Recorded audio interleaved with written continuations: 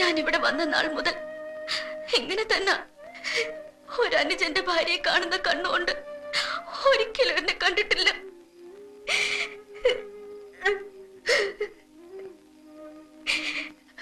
പൊളിച്ച ഞാൻ എപ്പോഴും പറയാറില്ലേ, നമുക്ക് മറ്റെവിടെയെങ്കിലും മാറി താമസിക്കാം.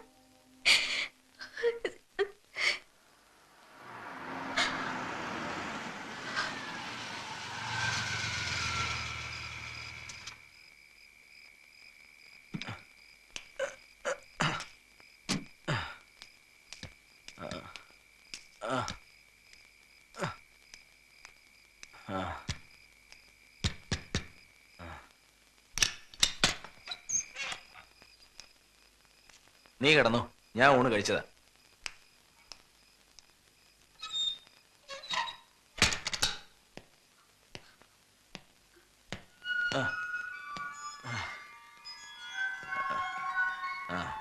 നാൻസി, നാൻസി,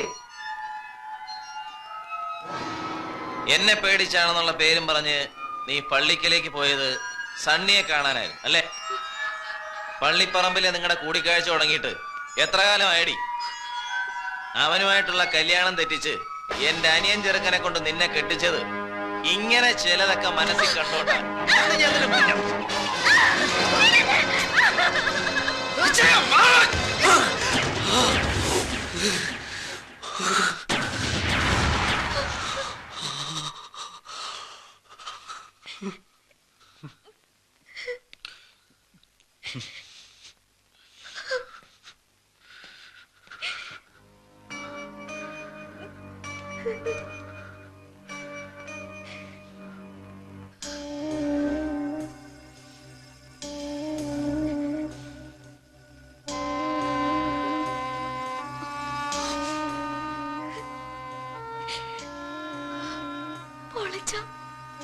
ഇങ്ങനെ വിഷമിക്കരുത്. നമുക്ക് എവിടേക്കെങ്കിലും പോവാം. എവിടേക്കെങ്കിലും. ഞാൻ എത്ര വട്ടം പറഞ്ഞതാ പോവാന്ന്.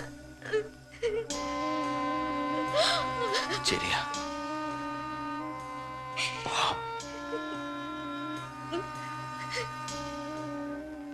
പോവാം, പോണം.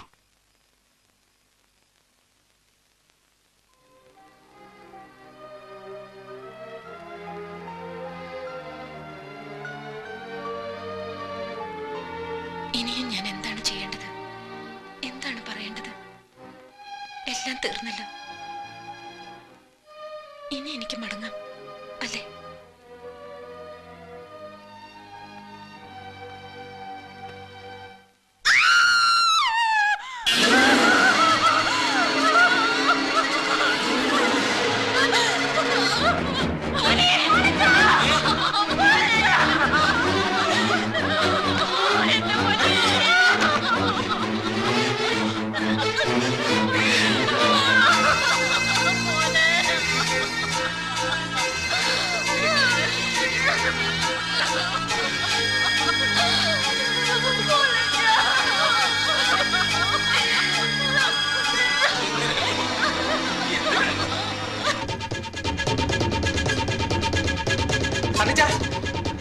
സണ്ണിച്ച, നമ്മുടെ പുല്ലാങ്കുന്നിലെ പോളത്തിന് ആത്മഹത്യ ചെയ്തു.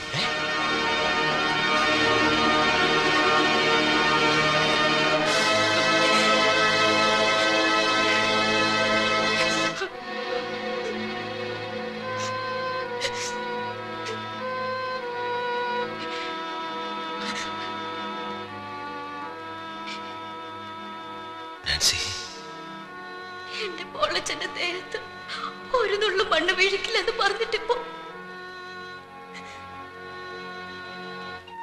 എന്റെ കുഞ്ഞിന്റെ വെട്ടിക്കേറിയ ശരീരം കാണാൻ എനിക്ക് വയ്യ കുഞ്ഞുഞ്ഞെ. ഡോക്ടർ, ഞാൻ എന്ത് വേണമെങ്കിലും ചെയ്യാം, പ്ലീസ്. വരൂ ഡോക്ടർ.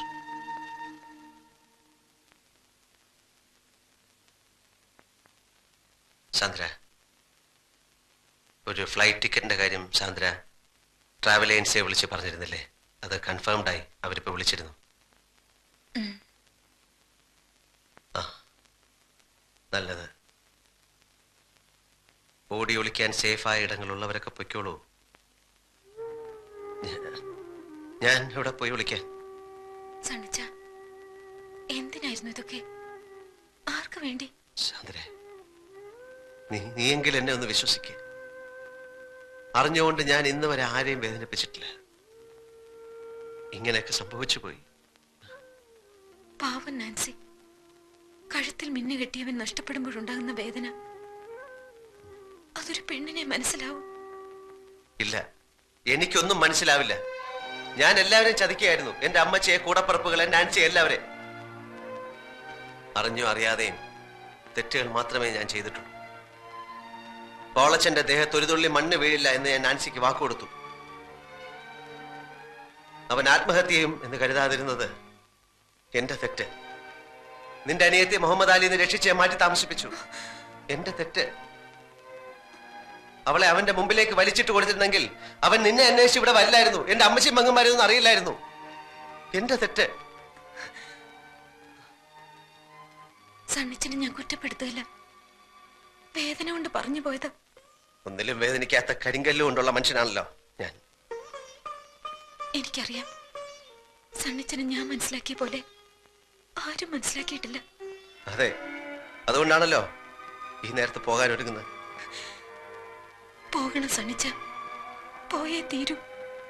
പക്ഷേ എനിക്കൊരിക്കലും സണ്ണിച്ചനെ മറക്കാൻ കഴിയില്ല. വഴി പിഴച്ചവളെങ്കിലും ഞാനും ഒരു പെണ്ണാണെന്ന് ആദ്യമായി തോന്നി തുടങ്ങിയത് സണ്ണിച്ചനിൽ നിന്ന്. ഒരിക്കലും മറക്കാതിരിക്കാൻ സണ്ണിച്ച എനിക്ക് ഒത്തിരി ഓർമ്മകൾ തന്നിട്ടുണ്ടല്ലോ. മിന്നുകെട്ട്, ഒന്നാം വിരുന്ന്, പിന്നെ എനിക്ക് മാത്രമായ ഒരു കുഞ്ഞ്. ആ കുഞ്ഞിനെ ഞാൻ വളർത്തും. അവൻ വളർന്ന് വലുതാവുമ്പോ അമ്മ അഭിനയിച്ച നാടകത്തിന്റെ കഥ മുഴുവൻ പറഞ്ഞു കൊടുക്കും. ഒരു വിശുദ്ധ പുണ്യാളച്ചന്റെ സ്ഥാനമായിരിക്കും അവന്റെ മനസ്സിൽ സണ്ണിച്ചിനുള്ളത്.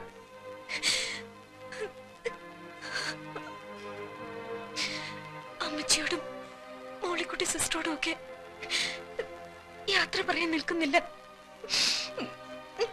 പോയി എന്ന് പറഞ്ഞാ മതി.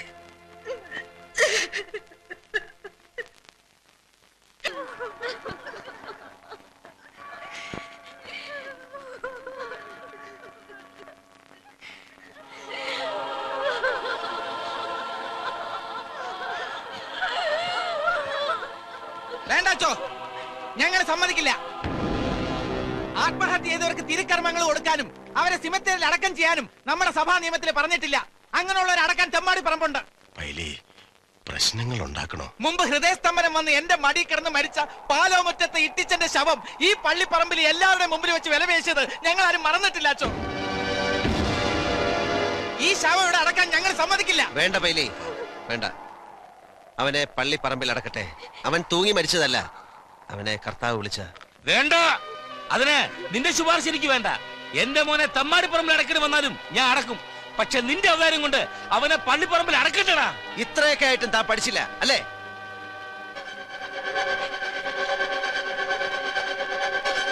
പറയടാ, എന്തിനാ പോളച്ച ആത്മഹത്യ ചെയ്ത്? നീ കാരണം എന്റെ അനിയൻ കെട്ടിത്തൂങ്ങി ചത്തത്. അവന്റെ ഭാര്യയെ നീ വെച്ചോണ്ടിരിക്കുന്ന കാര്യം പറഞ്ഞ് മനസ്സുകൊണ്ടാ അവൻ ചത്തത്. നിന്നെ ഞങ്ങൾ വെറുതെ വിടുക.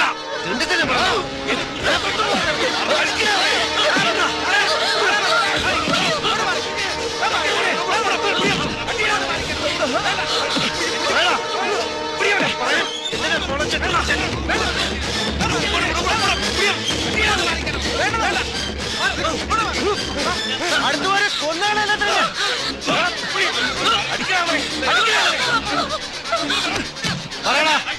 പറയാൻ ഈ ഇടവകക്കാര് മുഴുവൻ കേക്കപ്പറ. എന്തിനാ പൊളച്ചൻ ചത്ത്? എന്തിനാ പൊളച്ചൻ ചത്ത്? നിന്നെ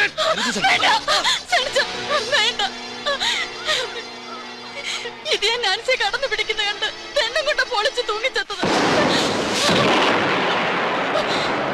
പൊളിച്ചിന് അവസാനം എഴുതി കത്ത് ഞാനാ കീറിക്കളഞ്ഞത്.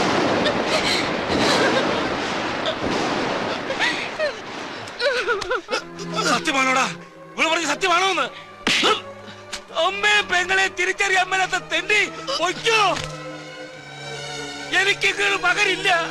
എന്റെ കർത്താവായ ദൈവം തമ്പുരാനെ, മാറാരോഗം തന്നോ എന്തെങ്കിലും അപകടത്തിൽപ്പെടുത്തിയോ എന്നെ കൂടി അങ്ങ് വിളിക്കാൻ മേലെ. അന്ത്യവിധിക്കുമ്പോ എന്നെ കൂടെ വിളിക്കണേ പിതാവേ.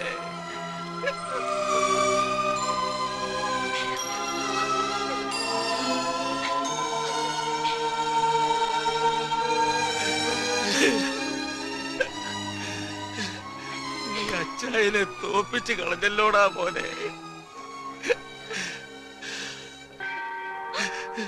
അച്ചോ,